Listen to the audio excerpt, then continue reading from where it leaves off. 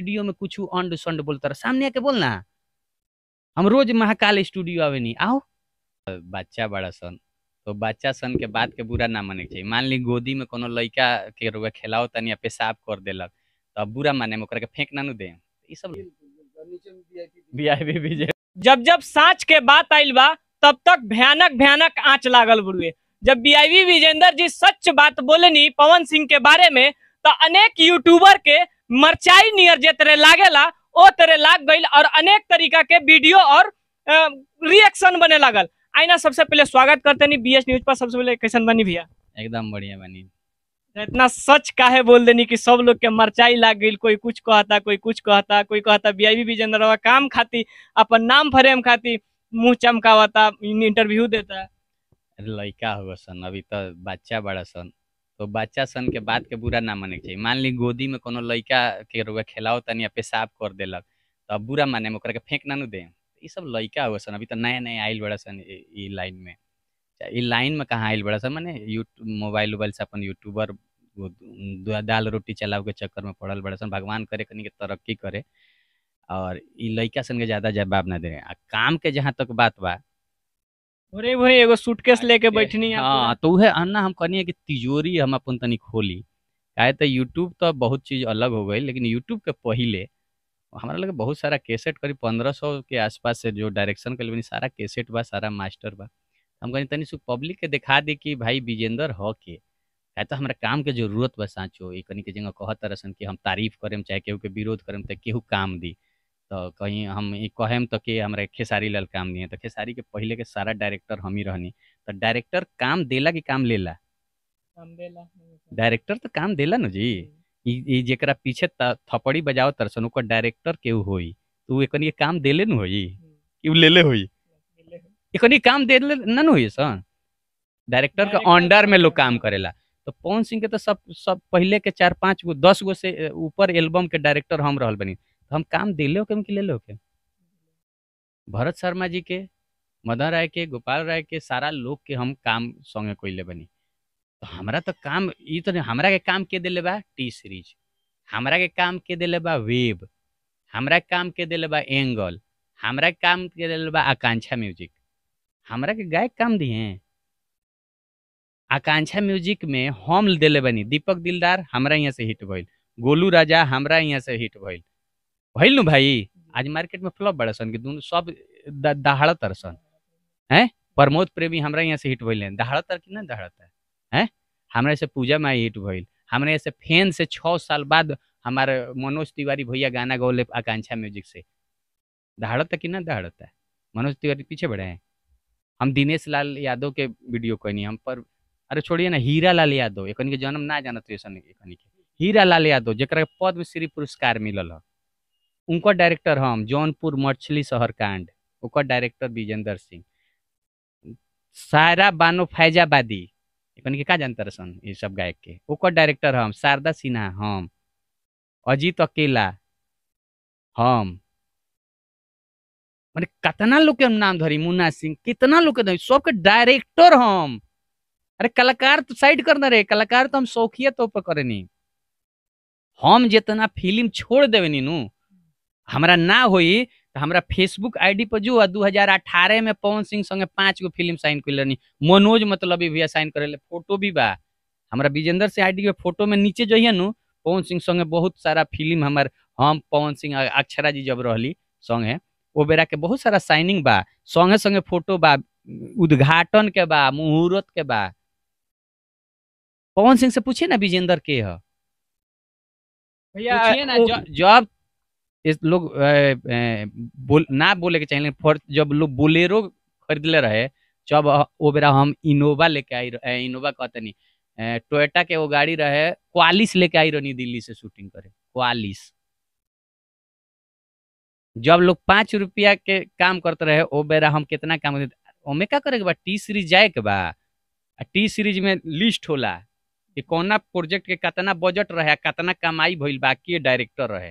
तो T series में खाली चल लिए सन, फोन कर लिए सन कि पवन सिंह के हई हई गाना के कितना के डायरेक्टर है, बता दी। विजेंद्र सिंह में टी सीरीज में डलबे तो बता दी विजेंद्र सिंह कितना गाना के कोई बड़े। हिंदी हरियाणवी पंजाबी सबके तो काम हम नु दिले बनी। हमरा लगे तो आजो कम से कम 3 गो स्टूडियो में कंटिन्यू हमारे रिकॉर्डिंग चलता कि ना। जी महाकाल में चलता है, जी टिंकू यहाँ चलता है, उन्हें रत्नेश राय के यहाँ चलता, चलता कि नहीं चलत। रोज हमने यहाँ 5 गो गायक गावत तरह कि ना, 10 गो गाना हमने के रिकॉर्ड होला कि ना। रोज हम 1 लाख रुपया तो खाली गाना रिकॉर्ड करेनी। एकनी के 2000-5000 कहता सन बाक बुरबक। भैया ये तो पूरा काला चिट्ठा बरुआ खोल देनी है। हमरा गोड़िया में जइब सन तो सन एगो लाठी या 2-4 लाख रुपया मिल जाई रे बोका। बैक इतना तो 2000-3000 के कौन एगो को हम देखनी कहता कि 2000 हमार खर्चा बा। बैक पूर्वक 2000 तो हेंग चल हमार पैंटवा झाड़ देवे तो मिल जाई। कोई गांदा होई तनी झाड़ के देखिए 10-20 हजार गिर जाई रे सारा। आना तो बीआईबी हवेली दूर बारे। सब क्रिमिनल बन तरसनु, सब अपना के डॉन बने लसन, कमजोर होला ओकरा के दाबे आ जाला सन, खोजे लसन कानून कि उनकरा खिलाफ केहू बोल देल बा, हमरा खिलाफ बोले बा, ओकरा खोजत तनी। याद करो सन, दीघा पुल जैसे पार करब सनु तो गंगाजल बड़का बगीचा बा, ओ जी बीआईबी हवेली बा, ओ जी हम रहेनी। आजा ओकरा के सोनपुर दियर कहल जाला, दियर। आओ ना बाबू, जहाँ बुलुइया में झाँप देलक बाद अरे ना ना ये सब थोड़े करेम, हम तो इज्जत करेम। आसियाना मोड़ बीएमपी रोड, बीएमपी 10 मंदिर पर 10 बजे से 3 बजे ले बैठे नी। आओ कटवार हमार घर हो, ओ जी इतना एड्रेस बताओ तनी। आओ ना हमरा से फरी कोनो को अगर कहत तरसन कि ना उनकरा के कुछ बोल, आके तनी ये खाली बोल के देख, रिस्पेक्ट करेम, तोरा के गमछी पहनाएम।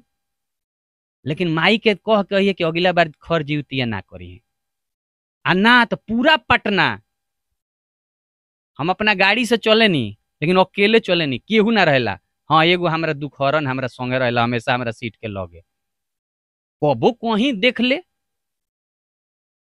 तोर फेसबुकिया डॉन अगर ना निकाल देनी तो जौन कहे तो प्रेम से हाथ जोड़ के निकाले, हाथ जोड़ के। हाँ हाथ जोड़ के निकाले।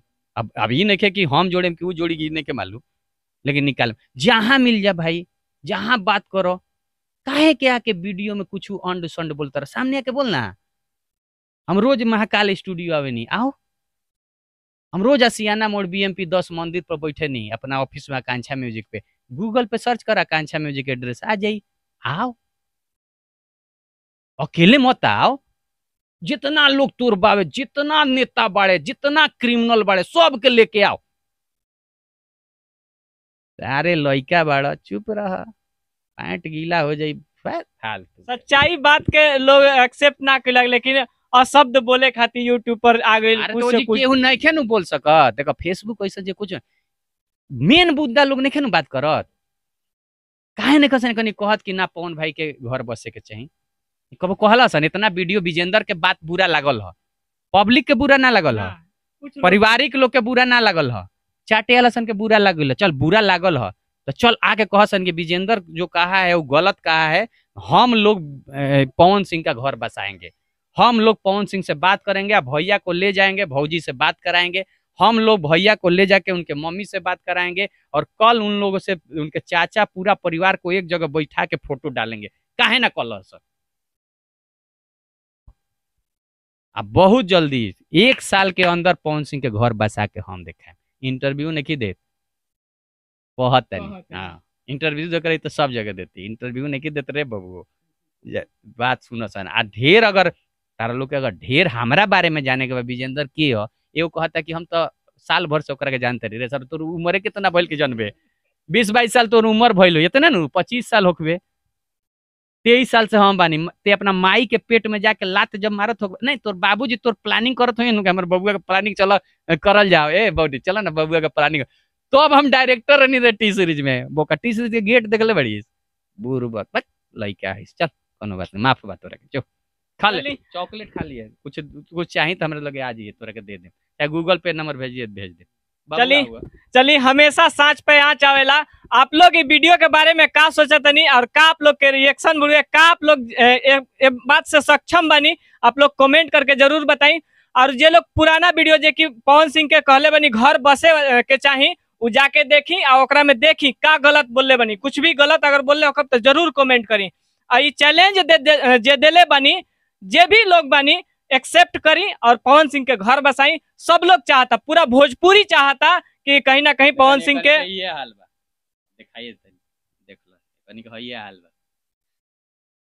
देखा तनी भाई, हम कहत नहीं की हम कहत नहीं की देखिए हम कहत नहीं की, का लिखल बनू हैं ए पर कुछ लिखल भाई, हैं लिखल बनू कि हक की बात करने के लिए कलेजा चाहिए, तलवे चाटने के लिए जीभ ही काफी है। वीआईपी विजेंदर से तो भाई हम तो ये देख लो भाई, हमने कहा कि तू लोग हुआ ना बुरा मत बने, तू लोग बुआ हुआ लंगटे भाई कर पैंट नहीं के चटबे तो पैंटो पहन लेबे चटबे तबे पैंट पहनबे, ना तो लंगटे ही रहबे बबुआ लेकिन हमरा लगे आओ ना चटबे तब वो पैंट पहना दे, ना चंदन चंचल लगे जो चाट दी वो तो ऐसा चाटी की चल कोनो बात नहीं, अभी लंगटे बड़ी चाट पैंट पहन लेबे जल्दी। ओके, बहुत बहुत धन्यवाद।